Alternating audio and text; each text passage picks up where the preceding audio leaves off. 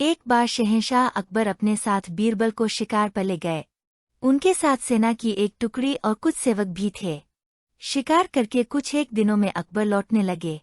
तभी रास्ते पर एक गांव को देखकर बादशाह के मन में उसके बारे में जानने की इच्छा जगी। उन्होंने तुरंत अपने साथ आए बीरबल से पूछा कि क्या तुम इस गांव के बारे में कुछ जानते हो? मुझे इस जगह के बारे में जानना है। बीरबल ने जवाब दिया, शहंशाह, मुझे भी इस गांव के बारे में कुछ नहीं पता है। अपने राज्य के इस गांव की तरफ मैं भी पहली बार ही आया हूँ। आप यहाँ के बारे में जानना चाहते हैं तो मैं किसी से पूछकर बताता हूँ। तभी बीरबल की नज़र एक आदमी पर पड़ी। उन्होंने उसे अपने पास बुलाकर पूछा, भाई, क्या तुम इसी गांव के रहने वाले हो? अगर हाँ, तो इस गांव के बारे में मुझे सब कुछ बता दो। यहाँ सब बढ़िया तो चल रहा है ना? वो आदमी बीरबल के सवालों का जवाब दे ही रहा था कि उसकी नज़र बादशाह पर पड़ गई। उसने उन्हें पहचान लिया। फिर बोला कि साहब, आप लोगों के राज में यहाँ कुछ खराब कैसे हो सकता है? यहाँ सब कुछ बढ़िया है। तब बादशाह ने उससे पूछा, तुम्हारा नाम क्या है?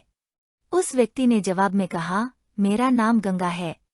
बादशाह फिर बोले, पिता का नाम? जवाब मिला, जमुना। इतना सुनकर बादशाह ने पूछा कि फिर तो जरूर तुम्हारी माँ का नाम सरस्वती होगा।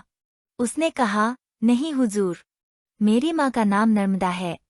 इन सभी बातों को सुनकर बीरबल को हंसी आ गई और उन्होंने मजाकिया अंदाज में कहा, बादशाह, अब यहाँ से आगे बढ़ना सही नहीं है। यहाँ सारी नदियाँ हैं। आपके पास नाव भी नहीं है तो आगे मत जाइए।